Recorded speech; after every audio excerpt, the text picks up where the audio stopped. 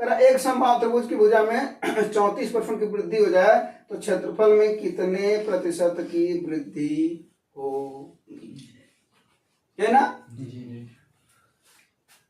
क्या है भैया 34% की। अब देखो समबाहु त्रिभुज का क्षेत्रफल ना, तो समबाहु त्रिभुज का क्षेत्रफल होता क्या है भैया बताओ? करणी में 3/4 गुणे भुजा स्क्वायर, ये होता ना? हाँ बोलो जी। अगर हम कहें समकोण त्रिभुज का क्षेत्रफल क्या होता है? 1/2 आधार गुणे ऊंचाई, होता है ना? अगर हम पूछें आयत का क्षेत्रफल कितना होता है भैया, तो क्या कहोगे? लंबाई गुणे चौड़ाई। अगर हम पूछे वर्ग का क्षेत्रफल क्या होता है, क्या कहोगे? भुजा का स्क्वायर। देखो ऐसे मामलों में यानी ये जो सवाल है ये समबाहु त्रिभुज की जगह पर, समबाहु त्रिभुज की जगह पर वर्ग भी दे सकता था, बोल दे सकता था कि नहीं?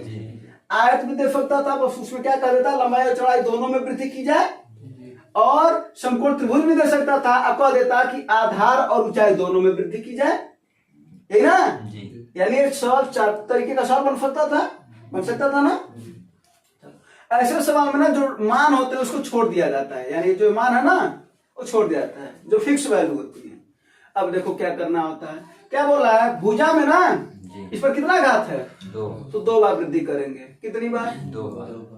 या आधार और ऊंचाई मिलकर के 2 लोग हो गए ना, कितनी बार वृद्धि करेंगे? 2 बार। लंबाई और चौड़ाई 2 लोग है ना, कितनी बार वृद्धि करेंगे? 2 बार। भुजा का स्क्वायर है तो कितनी बार वृद्धि करेंगे? 2 बार। वैसे 34 का कितनी बार वृद्धि कर दोगे? 2 बार। तो फार्मूला क्या होता है 2 बार के लिए? a + b + ab/100। यही पर सब परिवर्तन होता है कुल। हाँ तो क्या हो जाएगा? 34 प्लस बटा है ना 34 और 34 का वर्ग कितना होता है? 1156। ये याद होना चाहिए, बोलते हैं ना तो 1156 अफो बटा अफो कर दोगे तो दशमलव लग जाएगा ना, तो क्या हो जाएगा? इसको जोड़ोगे तो 7.956%, है ना? एक तो ये तरीका हुआ, एक और तरीका हो सकता है, मूल मान लो 100 है, मूल कितना है? 100 है, पहली बार वृद्धि कितना हुआ है? 34। फिर कैसे पता चला 2 बार वृद्धि करना? वो पता चला वो फार्मूले से, क्योंकि इसका स्क्वायर है ना, इससे 2 बार होगा। ठीक है, तो क्या कर दोगे? 34 वृद्धि हो जाएगा, कितना हो जाएगा? 134/100, फिर 134/100, यही ना? बस अब 0000 कर दे, 134 का वर्ग ज्ञात करोगे और बटे 100 कर दोगे तो पता चल जाएगा वो कितना हो गया, है ना? हाँ तो 134 का वर्ग करोगे और जब 100 बटे 100 कितना आ जाएगा? 134 का वर्ग बताओ कितना आ जाएगा? 134 का वर्ग निकालना बता दो तुम्हें। चलो देखो 134 का वर्ग तुम्हें निकालना है, ठीक है? देखो इकाई अंक को अलग कर लो, देखो एक अंक को अलग कर लो और ये 2 इधर कर लो अलग, ठीक है? अब देखो 13 का वर्ग 169, यानी संख्या का वर्ग कर लेना, ठीक ना? फिर 4 का वर्ग 16, फिर ये जो 3 है यानी 13, 4 और 2 इन तीनों का गुणा कर दो, यानी 13 चौके 52 और 52 दूना 104, एक अंक छोड़ के लिख दो, ठीक? 6, 4, 1, 5, 9, 6, 1, 7 और 1 कितना है भैया?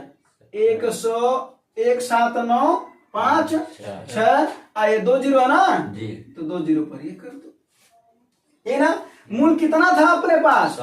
कितना हो गया? 179.5। कितने की वृद्धि हुई? जब इसमें से इसको घटा दोगे पता चल जाएगा 79.56। बोलो आया है कि नहीं? हाँ? अगर पूछता कितना हो गया तब क्या कितना बढ़ गया तो क्या कहते? 179.56% हो गया ना, क्या बोला? कितना वृद्धि हुआ? तो 79.5, यानी दोनों सब पूछ सकता था। यानी सब एक ही सवाल के लगाने 2 तरीके, लेकिन सबसे कारगर कौन है? देखो चलो 2 के लिए तो ये कारगर है, लेकिन अगर 3 आ जाएगा ना तो फेल कर जाता है, ठीक ना? तो 3 के लिए ये है, 4 बार 5 बार 6 बार जितनी बार वृद्धि होगा ना वो सब के लिए है, ठीक है? अब क्यों 2 बार वृद्धि की वो भी समझ में आया होगा। तो इन सभी में, इन सभी का अगर पूछेगा इन चारों का तो कितना वृद्धि करोगे? 2 बार। क्लियर? हाँ अगर सब पर आ जा। हाँ चलो और वर्ग निकाला अभी बता दिए। 3 अंकों का भी वर्ग बड़े आसानी से निकाल सकते हो। हाँ, इसके पहले भी बताए थे।